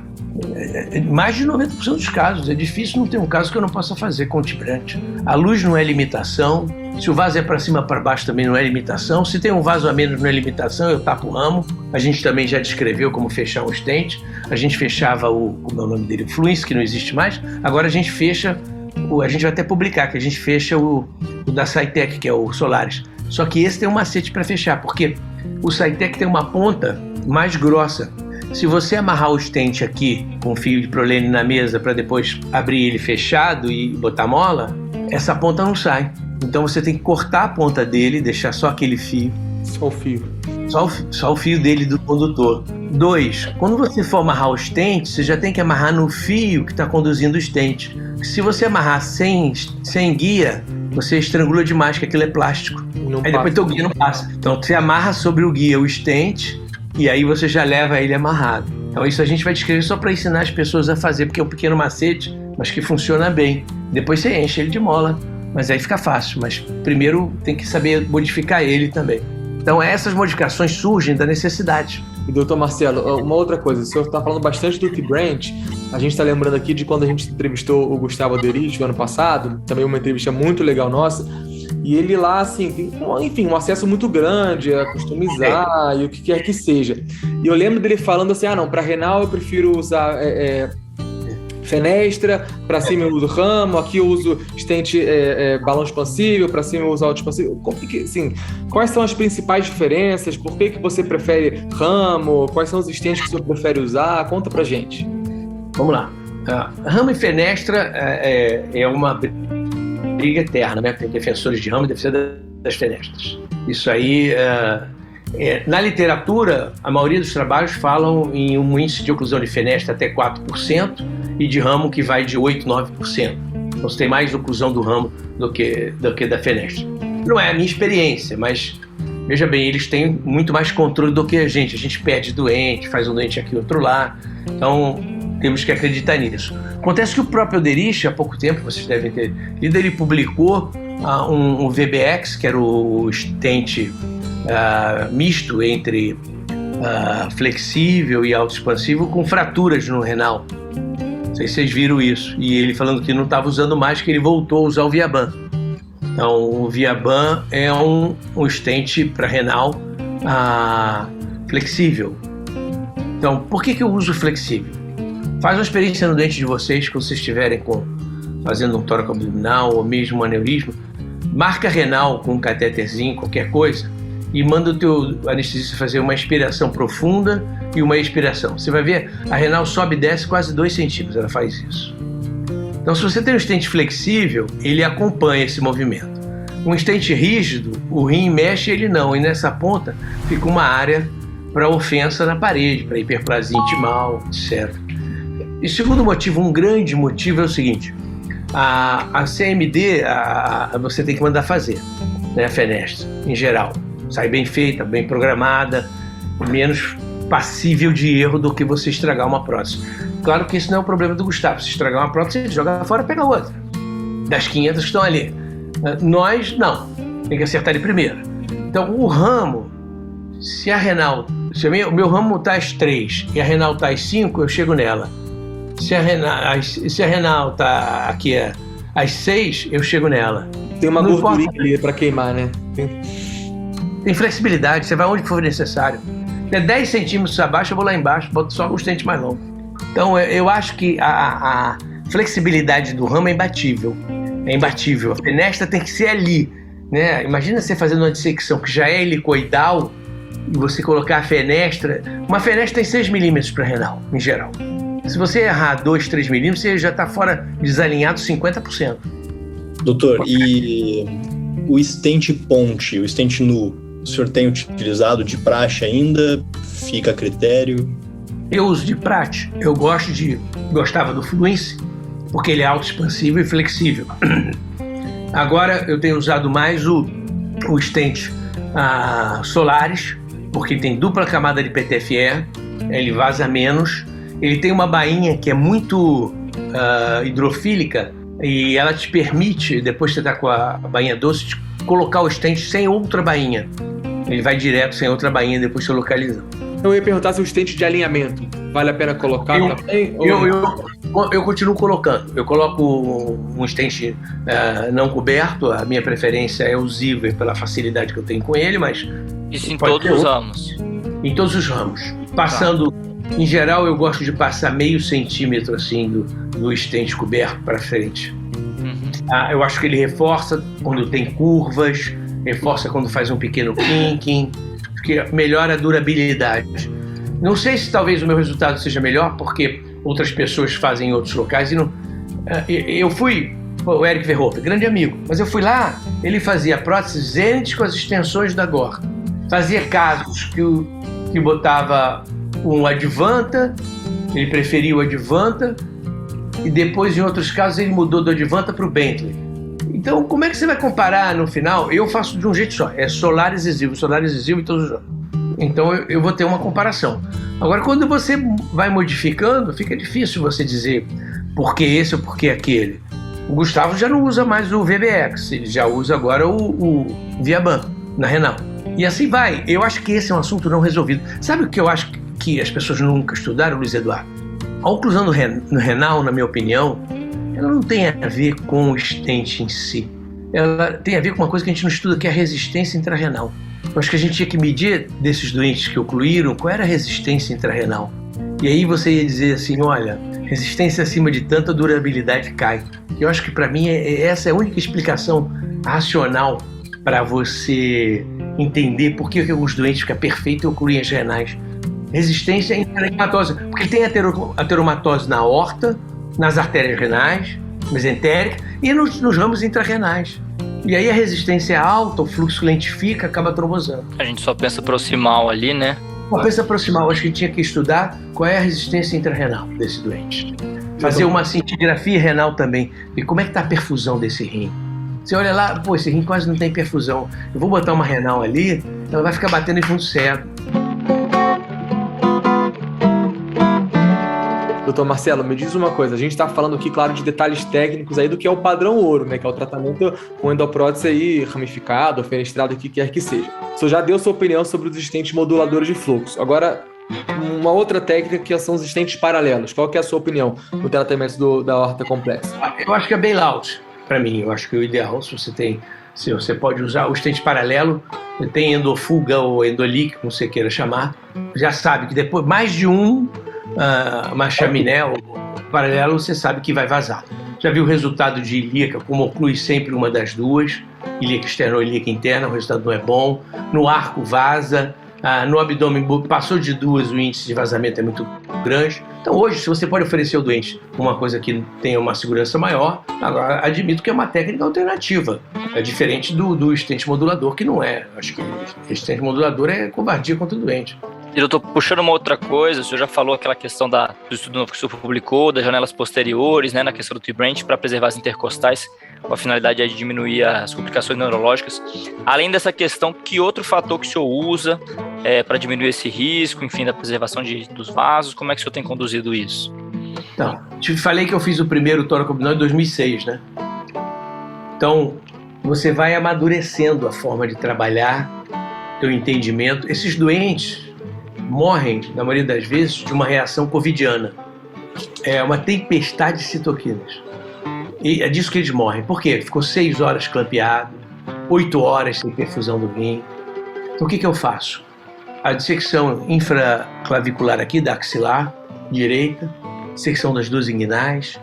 Uma das inguinais eu não vou mexer, é só dissecar. Vou pela outra, entro com o T-branch, abro tronco celíaco mesentérico, faço tronco celíaco mesentérico.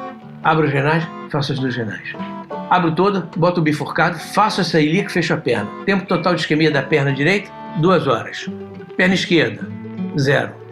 Manteve a perfusão por baixo, né? O tempo todo. A perna esquerda está aberta, o tempo todo.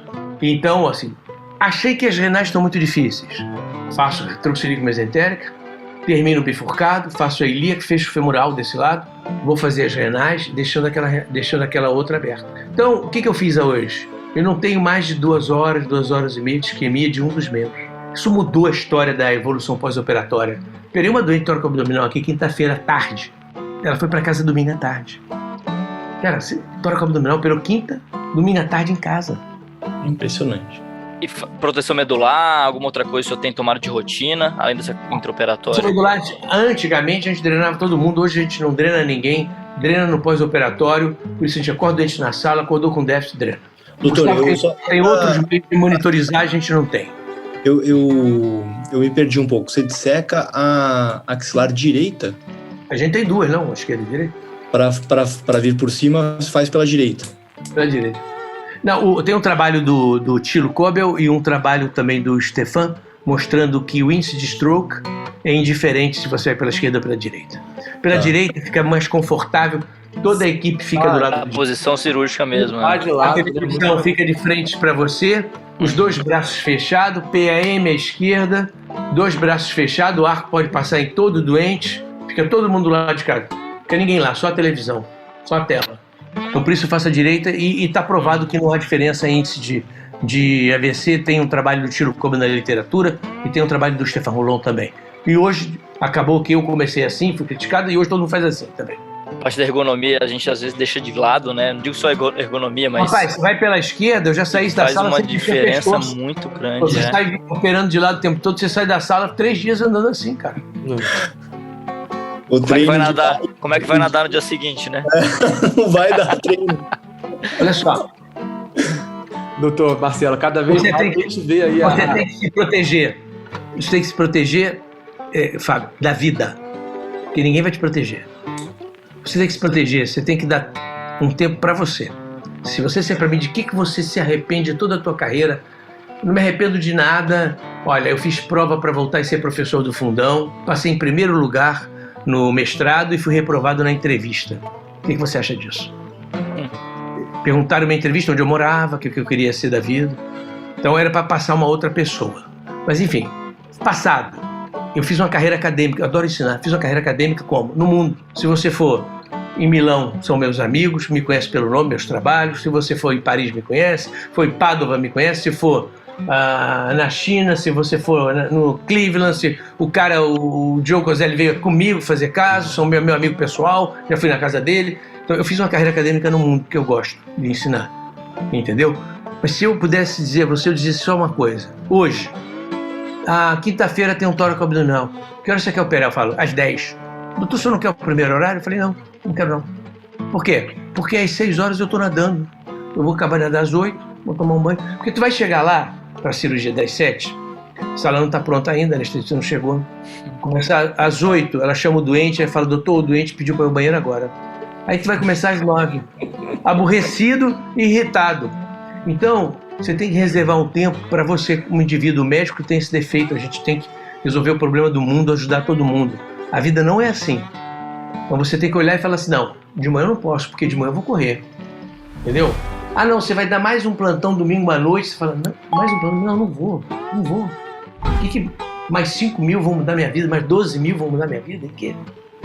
Então, você tem que se proteger da vida. Eu estou dizendo de tudo, de todos, mas você tem que proteger da vida, porque a tua profissão te engole. E você não pode deixar isso acontecer. Quando você olha, você não vê sua mulher, você não vê seus filhos, não vê seus amigos. Todos seus amigos vão tomar um chopp sexta-feira no final do dia, você não vai. Meus amigos vão pedalar sábado, você não vai pedalar, porque se alguém chamar, você tem que reservar um tempo para você. Eu digo isso, não deixa a profissão engolir você, cara. Tem que ter um limite. Não tinha dizer limite. que isso aí foi o maior aprendizado até agora da entrevista, viu, professor? Porque a gente tá no início de carreira aqui, a gente vive isso diariamente. Isso com vocês, porque eu falo para os meus filhos hoje, eu tenho 5 filhos. Um estuda cinema em Berlim, uma estuda moda em Milão, e 2 são advogados aqui no Rio, e tem um pequeno de 12 que quer ser piloto. O que eu digo para eles? Às vezes vejo eles trabalhando sábado e domingo, negócio de são advogados, né? 23, 24 anos. Assim, cara, olha só, para. Você não tem o direito de fazer isso com você. Vai à praia, cara. Vai andar de bicicleta, pô. Vamos lá subir o morro. Se você... A profissão engole, hein? Não deixe isso acontecer com vocês. Tem que ter um tempo para tomar um vinho. Amanhã de manhã vamos pedalar cedo.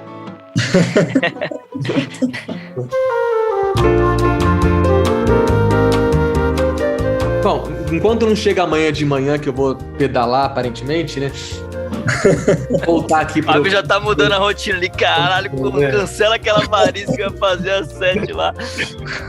Não, mas eu tô curioso pra uma coisa aqui que eu queria saber, o seguinte, a gente tá falando de endovascular, a gente sabe que cada vez tá mais presente aí em todo mundo, mas sim, cirurgia aberta pra aorta complexa, qual é o espaço hoje em dia, o senhor faz ainda, ou dá pra tratar 100% dos casos com endo? Faço muito pouco, porque eventualmente faço algumas complicações de endovascular, como ir lá, abrir um saco para drenar o hematoma, ver se tem pus ali. Há pouco tempo eu fiz uma toracotomia, porque o doente tinha uma prótese de arco e tinha um tórax abdominal. Fiz uma toracotomia, anastomosei um dacron, e do dacron eu fiz todos os ramos pelo dacron na aorta torácica. E fiz uma ramificada através desses ramos. Então eu faço pouco, mas claro que você tem que saber fazer isso, até porque tem vários hospitais que não têm acesso ao endovascular. Então, se você não sabe operar, vai ter que começar. Agora, também digo a você, o tórax abdominal não é uma cirurgia para qualquer um. Tem que ter experiência e fazer sempre. A maioria dos que eu fiz aberto sobreviveram à cirurgia e a maioria morreu no pós-operatório. Entendeu? Eu tenho um grande amigo. Daí, eu vou te dar um exemplo. O último artigo do Joe Coselli, ele fala, tendo em vista os recentes avanços da endovascular, ele mostrando os resultados dele top de aberta no tórax abdominal. Mas a frase dele, olha a sutilidade. Eu acho, essa bem na conclusão, posso mandar essa frase para vocês. Mesmo sabendo do crescimento da endovascular, das suas múltiplas aplicações, inclusive tórax abdominal, ainda haverá um espaço para o aberto. Ou seja, ele já está assumindo que está perdendo, tá se protegendo. Ele já está reconhecendo que o tratamento é endo. Entendeu? Você fala assim pra mim, fala aí pra mim um lugar que faz a cirurgia do aberto e que tem bom resultado hoje no Brasil. São poucos, né? Brasil. No Brasil não. pouco. A maioria dos que eu vi em alguns lugares morreu. Morreu. Então, se é para o cara morrer, deixa a evolução natural, né? Você experimentar no doente. Acho que você tem que treinar bastante, aberta. Tem que treinar, entendeu? Esternotomia, toracotomia, laparotomia. A gente treina isso tudo para aprender e usar em alguns momentos. Rompeu uma ilíaca há pouco tempo comigo. Eu deixei o quadro inflado, o cara nem percebeu. Eu falei, rompeu a ilíaca ali. Tô vendo. Por quê? Foi tudo junto. Eu nem tinha caído a pressão, tava inflei o balão, abri o reto peritônio, tal, dissequei a aorta, fiz anastomose. Se você não tem essa vivência, é o primeiro caso que o Coselli veio ver. Imagina a minha tensão. Um monstro na sala. O que eu fiz nessa senhora?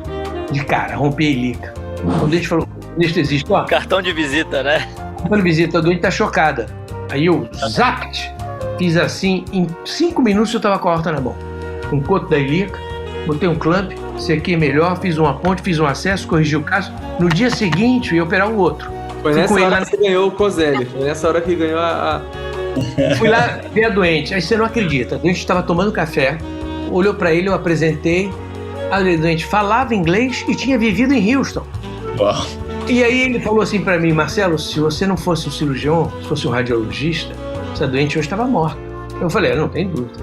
Depois fizemos outro caso junto, ele voltou mais 2 vezes, depois fui no congresso dele, tal, e aí, enfim, é isso aí.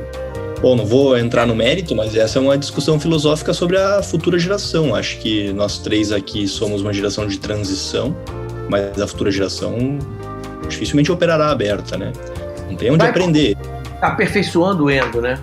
Aconselho vocês a acompanhar um cirurgião que faz endo, de tóraco-abdominal, aprender isso, porque, sabe, você aprende a ver as variações na tomografia, daqui a pouco você deslancha.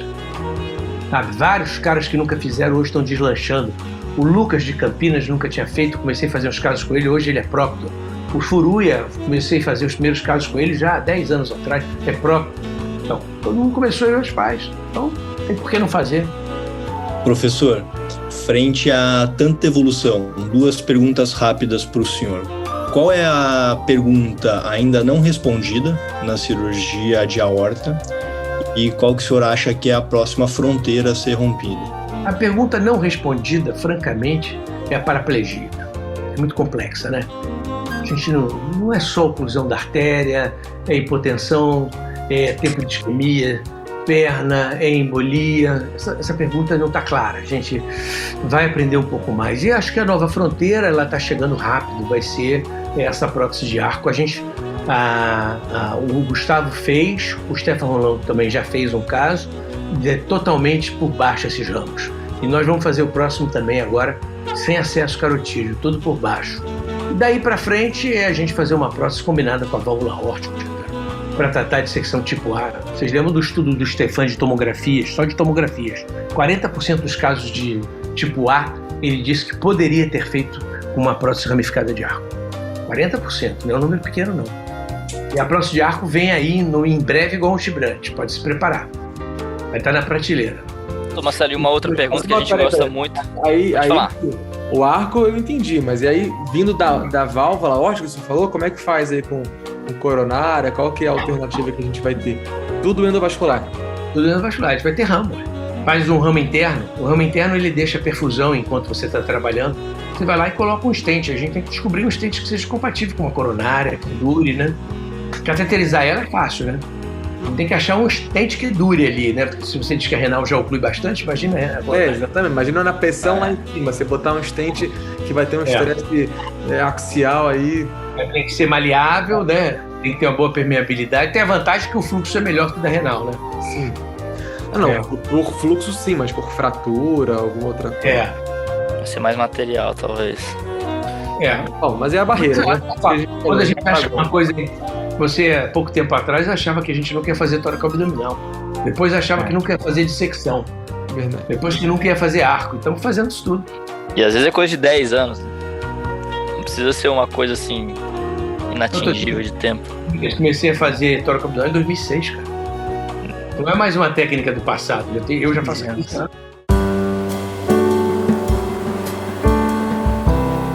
E puxando para uma pergunta que a gente gosta muito, doutor Marcelo, a gente sempre faz para os nossos entrevistados. se existe alguma conduta que o senhor acredita, sabe que tem razão, mas que pouca gente acredita que concorda com essa sua afirmação. Eu tinha uma conduta que era eu dizer que o limite, a luz da dissecção fina não é limite. Isso era um paradigma para todo mundo, né? Todo mundo, para poder dizer, não, mas com a luz assim não vai abrir nunca. E, na verdade, esse paradigma se desfez. Hoje em dia está aí o Gustavo defendendo dissecção. Então, essa é uma técnica que eu faço desde 2011. E hoje é uma aceitação geral. Posso dizer a você que eu fui um precursor. Temos 10 anos que eu faço essa técnica. O senhor coloca alguns dentes por dentro, assim? Coloca um palmaz, alguma coisa para reforçar? Ou a endoprótese segura? Não, não, pressão arterial. Tá relacionada à direcional. Imagina só, você tem pressão na luz falsa, estão competindo. De repente eu só tenho na luz verdadeira. Ele vai ganhando pressão, ali é mole, flexível. Remodela, né? Remodela e resolve. Remodela completamente. É impressionante. Remodela mesmo. Bom, doutor Marcelo, assim, passando ali toda essa nossa conversa, a gente vê que cada vez mais os cirurgiões jovens estão direcionando aí a carreira para flebologia, né? Mas de vez em quando tem um louco aí que está interessado em continuar a carreira em cirurgia arterial. Que recomendação o senhor daria hoje para esse colega? Como que alcança aí uma carreira de sucesso? Não faça.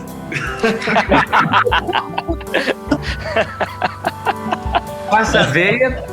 Depois eu falei com um colega aqui, ele falou, não, meu consultório é terça a quinta. Como é que é? É terça e quinta. Sexta-feira eu paro de trabalhar, desligo meu telefone. Viajo. Eu falei, é mesmo? É. Eu falei, pô. Esse é triatleta mais tempo que o senhor, então já. Já, né? Imagina. Tranquilo. Olha, eu acho que, enfim, a veia é um divisor de águas pra gente. Foi até interessante. Muita gente que não se interessava fazia por obrigação, para ganhar dinheiro, para convênio e tal, vai sair, vai peneirar um pouquinho, vai deixar a gente com mais trabalho quem gosta de artéria. Então, eu acho que você tem que continuar aprendendo, visitando serviços que fazem mais avançado. Vai ver o Stefan Roulon, vai ver o Mark Faber na Carolina do Norte. O Mark Faber faz 6 aneurismas por semana complexos. Eu até digo para ver o Gustavo, mas é que o Gustavo, você vai chegar lá, tem 10 pessoas, às vezes é difícil você ver alguma coisa. O Mark Faber tem menos visitantes e também faz caso pra caramba. O Eric Verhoeven é mais longe, tem menos visitantes, trata você bem. E vai ver esses caras fazer, quem quer fazer arterial vai ver essas pessoas, cara. Porque para quem gosta, se quiser me acompanhar também, comigo não tem limite, quando quiser. É o que o Manarino tá fazendo, é que o Érico Rinaldi, o nome Rinaldi, dele. sim. Enrico Rinaldi, é. Enrico Rinaldi. Ele mesmo. Que vai casar ou casou, sei lá. Então pronto. Professor, a gente sabe que, junto com outros grandes nomes aí da cirurgia de aorta no mundo, o senhor coordena o simpósio aorta, né? Ano passado não teve, pandemia. Tá marcado para maio do ano que vem.